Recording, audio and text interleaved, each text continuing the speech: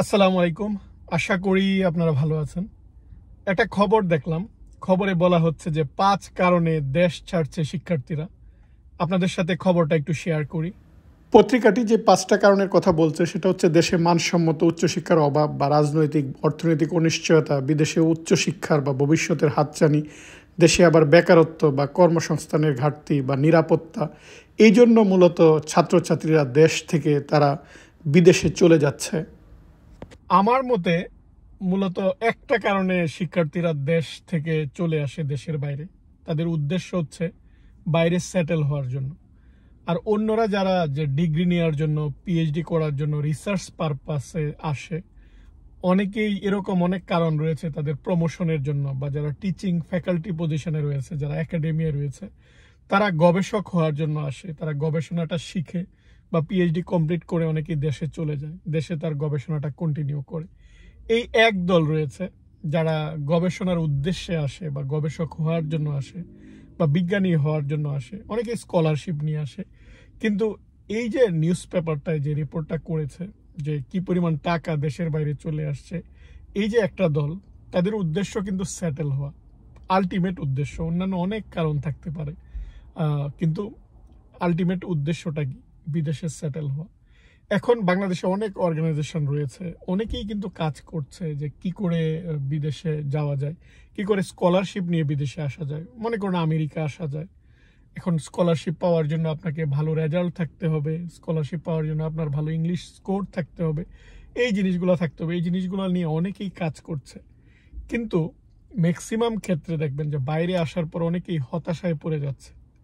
এর কারণটা হচ্ছে তার যে আলটিমেট উদ্দেশ্য যে সেটেল হওয়া, সেই উদ্দেশ্যটাতে এই উদ্দেশ্যটা সফল হচ্ছে না। কেন সফল হচ্ছে না? অনেকেই এখানে আসছে যে তারা কাজ করবে, কাজ করে টিউশন ফি দিবে বাইরে। বাইরে এসে অনেক জায়গায় হয়তো আপনি কাজ করতে পারবেন, কাজ করে টিউশন ফি দিতে পারবেন। কিন্তু এখানকার পড়ালেখার সিস্টেমটা এরকম যে আপনি যদি পড়ালেখা বাদ দিয়ে বা পড়ালেখার ফাঁকেও কাজ করেন, তাহলে পড়ালেখাটা ভালোভাবে হবে না। এখন আমেরিকায় তো এখন অনেক নিয়ম করেছে, আপনি যদি ক্লাসে অ্যাটেন্ড না থাকেন, আপনার যদি সিজিপিএ ভালো না হয়, তারা আপনার ছাত্রত্ব বাতিল করে দেবে। আর ছাত্রত্ব বাতিল করে দিলে আপনাকে দেশে চলে যেতে হবে। সো আপনার যে একটা সেটেল হওয়ার স্বপ্ন, সেই স্বপ্ন পূরণটা হবে না। এখন আপনি মনে করুন যে আপনার টাকা দরকার, আপনি কাজ করবেন। কাজের অনেক জায়গায় পারমিশন নাই, বা যা পারমিশন আছে সেটা ক্যাম্পাসের মধ্যে। এর বাইরে আপনি কাজ করতে গেলেন বা ক্যাশ জব করতে গেলেন। এখন ক্যাশ জব যদি ইলিগাল কাজ করেন, এটাও বর্তমানে আইস যে রেড দিচ্ছে, আপনি যদি ধরা পড়েন আপনাকে ফেরত পাঠিয়ে দিবে। কিন্তু অনেক এজেন্সি এই কথাগুলো বলে না যে আপনি চাইলেই বাইরে কাজ করতে পারবেন না, বাইরে কাজ করাটা এত সহজ না, বা কাজ পাওয়াটা এত সহজ না। যেই জায়গাগুলোতে বাংলাদেশি আছে, ক্যাশ জব অনেক সহজ না। সো এটা অনেকেই বলতে চায় না, বা এটা অনেকেই শেয়ার করে না। মনে করে যে বাইরে তো অনেক কাজ, আমাদের এটা একটা ধারণা বাইরে অনেক কাজ, গেলেই কাজ করতে পারবো, বাইরে গেলেই সেটেল হওয়া যায়, বাইরে গেলেই চাকরি পাওয়া যায়, এরকম না। সো এই যে একটা স্বপ্ন, আপনি যদি সত্যি সত্যি স্বপ্ন পূরণ করতে চান, তাহলে আপনাকে পরিকল্পনা করতে হবে। যেরকম ভাবে বাইরের দেশে নিয়ে আসার জন্য লোকজন কাজ করছে, আমাদের এরকম বেশি বেশি কথা বলতে হবে কি করে ভালো রেজাল্ট করা যায়। আপনারা যারা অনার্স করার জন্য আসেন, অনার্স করার অবশ্যই ভালো রেজাল্ট থাকতে হবে। বা আপনারা যারা স্কলারশিপ বা ফান্ডিং নিয়ে মাস্টার্স বা পিএইচডি করার জন্য আসেন, যত বড় ডিগ্রি নেবেন তত সহজে চাকরি হয় না, তত চাকরি পাওয়া কঠিন হয়। একটা অনার্স কমপ্লিট করা ছাত্র যত সহজে চাকরি পায়, মাস্টার্স করা সে তত সহজে চাকরি পায় না। হয়তো একটু ভালো চাকরি পায়, কিন্তু চাকরি পাওয়াটা কঠিন। এখন আপনি পিএইচডি করতে আসলেন, ধরুন আমেরিকায় আসলেন। এখন পিএইচডি করার পর অবভিয়াসলি আপনি ভালো চাকরি পাবেন, কিন্তু সেই চাকরিটা লিমিটেড। এখন অনেকেই পিএইচডি করে বসে আছে সেই কম্পিটিশন, অনেকেই আবার চাকরি হারিয়ে বসে আছে, তারা আপনার সাথে কম্পিট করবে। ফলে চাকরির বাজারটা কঠিন হচ্ছে, কঠিন হবে। আপনি যদি এখন স্ট্র্যাটেজি না নেন, ভালো রেজাল্ট না করেন, আপনি যদি না জানেন কি করে চাকরি পেতে হয়, তাহলে সেটেল হতে পারবেন না। তাহলে এই জিনিসগুলো আপনাদের আগে জানা উচিত যে আমি সেটেল যদি হতে চাই, পড়ালেখাটা কি করে করতে হবে, কিভাবে পড়ালেখা করলে আমি চাকরি পাবো। অনেক সময় চাকরি পাওয়ার জন্য আপনার ওয়ার্ক পারমিট ছাড়া ওরা দেখে যে আপনি, আপনার গ্রিন কার্ড আছে কিনা, আপনি এখানকার স্থায়ী নাগরিক কিনা, আপনাকে তাদের স্পন্সর করা লাগবে কিনা। যাদের স্পন্সর করা লাগবে তারা এক দলে, যাদের স্পন্সর করা লাগবে না তারা অনেক ক্ষেত্রে চাকরির ক্ষেত্রে এগিয়ে যায়। তাহলে আপনি যখনই পিএইচডি করতে আসবেন, এর মধ্যেই যখন পিএইচডিটা আপনার শেষ হয়ে যাবে, এর মধ্যেই কি করে গ্রিন কার্ড পাওয়া যায়, কোন ওয়েতে গেলে গ্রিন কার্ড হবে, সেই সম্পর্কে আপনাকে জানতে হবে। সেভাবে আপনাকে অ্যাপ্লাই করতে হবে। এর জন্য আপনার একটা টাকা দরকার, সেটা রেডি রাখতে হবে। এই জিনিসগুলোও কিন্তু জানা ইম্পর্টেন্ট। আপনার কাছে মনে হতে পারে যে আমি তো পড়তে যাচ্ছি, পড়া শেষ হলেই চাকরি পেয়ে যাব, এই যে সুন্দর চিন্তা ভাবনা, আপনি একদম সোজা সরল রেখার মতো আপনার গ্রোথ দেখছেন যে আপনি এভাবে সাই সাই করে উপরে উঠবেন, কিন্তু কার্ভটা হচ্ছে ups and down, ups and down. এর মধ্যে সবচেয়ে বেশি মানসিক কষ্টে আমরা ভুগি, মানসিক অশান্তিতে আমরা ভুগি, বা মানসিক একটা প্রেশার, সেই প্রেশারটা কিন্তু নিতে হয়। সেটা কেউ বলবে না, সেটা কেউ বলে না, বা সেটা দেখা যায় না। আপনি হয়তো সুন্দর সুন্দর ছবি দেখেন, কিন্তু এই মানসিক কষ্টগুলা আমরা অনেকেই দূর থেকে দেখি না। আরেকটা ব্যাপার হয় যে আমরা অনেকেই যখন দেশে থাকি, বাইরের সুন্দর সুন্দর ছবি দেখি, বা যখন উইকেন্ডে ওরা ঘুরতে যায়, বা সেমিস্টার ব্রেকে যখন ঘুরে, এই যে এখন ফল কালার, দেশ থেকে মনে হয় কি সুন্দর জীবন। কিন্তু আপনি তার সাথেই যদি কথা বলেন পরিচিত কারো, সে কিন্তু তখন কষ্টের কথা বলবে যে না, তুমি দেশেই ভালো আছো, দেশে যারা বিশেষ করে ভালো চাকরি করে তারা অবভিয়াসলি দেশে ভালো আছে। কিন্তু আমরা সেটা বিশ্বাস করতে চাই না। আমরা অনেকেই মনে করি যে ও ভালো আছে, ও চায় না আরেকজন আসুক। ব্যাপারটা এরকম নয়, ব্যাপারটা হচ্ছে এক একটা সিচুয়েশন ভিন্ন। আমি যেমন সবসময় আপনাদেরকে বলি, দেশে যদি আপনার ভালো চাকরি থাকে অবভিয়াসলি আপনি ভালো, আর যদি আপনি দেশে স্ট্রাগল করেন অবভিয়াসলি আপনি এখানে আসেন, কারণ এখানেও একটা স্ট্রাগল রয়েছে, কিন্তু একটা লেভেলে হয়তো আপনি জয়ী হবেন। আমি যখন দেশে ছিলাম, আমার স্টুডেন্ট, আমি বুয়েটের প্রচুর ছাত্রছাত্রীকে পড়িয়েছি, বা যারা অনেকেই চান্স পেয়েছে, বুয়েট শেষ করে অনেকেই কিন্তু চলে আসে, বাংলাদেশের বেশিরভাগ বুয়েটের ছাত্রছাত্রী আমেরিকায় চলে আসে। আমার এক স্টুডেন্টের সাথে কথা হচ্ছিল, ও আমাকে বলল যে আপনি দেশে অনেক ভালো আছেন ভাইয়া। তো আমি আসলে ওই কথাটার মানে তখন বুঝি না। এখানে আসার পর যখন এই যে এখানকার স্ট্রাগল, বা এখানে একটা যুদ্ধ, বা এখানে এই যে চাকরি পাওয়ার একটা কম্পিটিশন, একটা চাকরিতে অ্যাপ্লাই করার সাথে সাথেই আপনার যখন একটা চাকরি সার্কুলার আসে, শত শত অ্যাপ্লাই চলে আসে কিন্তু এখন একদিনের মধ্যে। ফলে এই যে একটা কম্পিটিশন জয়ী হওয়া, বা চাকরির আপনি ইন্টারভিউ দেবেন, এটা একটা মানসিক প্রেশার, প্রিপারেশন নিয়ে একের পর ইন্টারভিউর পর আপনাকে রিজেক্ট করে দেবে।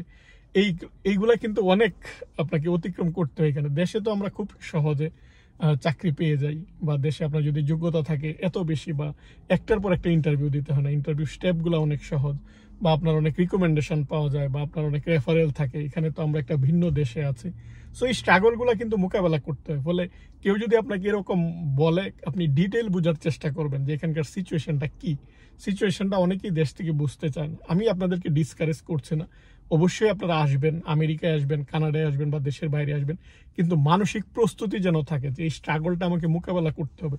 তা না হলে আপনি সেটেল হতে পারবেন না, বা আপনি আপনার ড্রিম জবটা পাবেন না। যদি ড্রিম জবটা পেতে চান, তাহলে কি কি জিনিস দরকার, এর ক্রাইটেরিয়াগুলো কি, কিভাবে আপনি সিভি বানাবেন, কিভাবে অ্যাপ্লাই করলে আপনার ইন্টারভিউ হবে। আমি রিসেন্টলি অনেক বাংলাদেশিদের যেটা লিঙ্কডইনে দেখছি, যে ওরা 6 মাস 8 মাস যাবত তাদের চাকরি নাই, এবং তাদের অভিজ্ঞতাগুলো কিন্তু তারা শেয়ার করছে। সবাই শেয়ার করে না, অনেকেই শেয়ার করে যে চাকরির অ্যাপ্লিকেশন করে ডাকে না, বা চাকরির অ্যাপ্লিকেশন করার পর তারা ডাকে, ইন্টারভিউ নেওয়ার পর আর কোনো খোঁজ নেই। এটাকে বলে ঘোস্টিং। আপনি ইন্টারভিউ দিচ্ছেন, একের পর ইন্টারভিউ দিচ্ছেন, তারপর আর তারা খোঁজ নিচ্ছে না। বা আপনি যখন ইন্টারভিউ দিবেন তখনই বুঝতে পারবেন যে তারা ফর্মালিটির জন্য ইন্টারভিউ নিচ্ছে, তাদের ইন্টারভিউ নেওয়ার দরকার নিচ্ছে, কিন্তু তাদের দেখা যায় ইন্টারভিউ তাদের প্রতি মনোযোগ নাই, আপনার প্রতি মনোযোগ নাই, বা ইন্টারেস্ট নাই।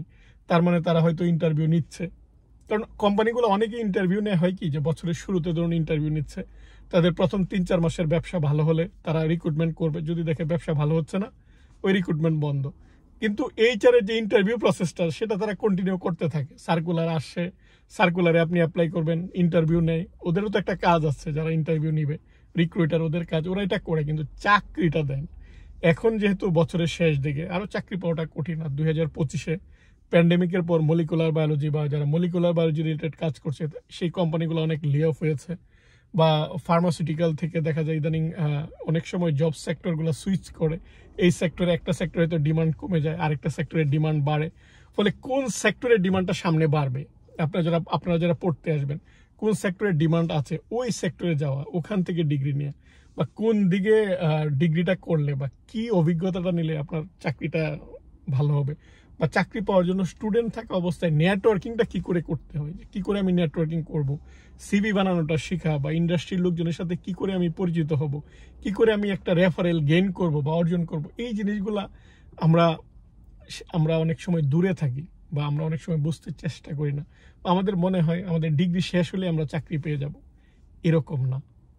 ডিগ্রি শেষ হলেই চাকরি এখন হয়তো অনেক কঠিন হয়ে গেছে, হয়তো ভবিষ্যতে সেটা চেঞ্জ হবে, তবে 2026 সালে যে সেটা কঠিন হবে সেটা সবাই দেখতে পাচ্ছে, বা সবারই সাজেশন হচ্ছে যে যেই চাকরিতেই আছে যেন সেই চাকরিটাতে ভালোভাবে কাজ করে। কারণ অনেকেই সুইচ করতে পারছে না পিএইচডি শেষ করে, অনেকেই যে চাকরি পাওয়ার পর কিন্তু পিএইচডি ডিগ্রি নেয়, অনেকে পিএইচডি স্টুডেন্ট অবস্থায় আছে, বা পোস্টডক থেকে অনেকে ফ্যাকাল্টি পজিশন যায়, সেই ফ্যাকাল্টি পজিশনগুলো যাচ্ছে না, ফলে পোস্টডক ওপেন হচ্ছে না, বা নতুন নতুন যে ইন্ডাস্ট্রিতে বিজনেস যদি ভালো হয়, তাদের শেয়ার যদি গ্রো করে, তারা তখন নতুন নতুন সেক্টর ওপেন করে, সেটা ওপেন হচ্ছে না। ফলে এই যে একটা ওভারঅল সিচুয়েশন, এই সিচুয়েশনটা কিন্তু সব দেশেই বা সব জায়গায়, আর অন্যান্য দেশে তো শুরু হয়েছে, দেখছেন যে ফরেনারদের চাইতে ওদের নিজের দেশের মানুষের প্রায়োরিটি দেয় আগে। ফলে এই সিচুয়েশনগুলো আছে।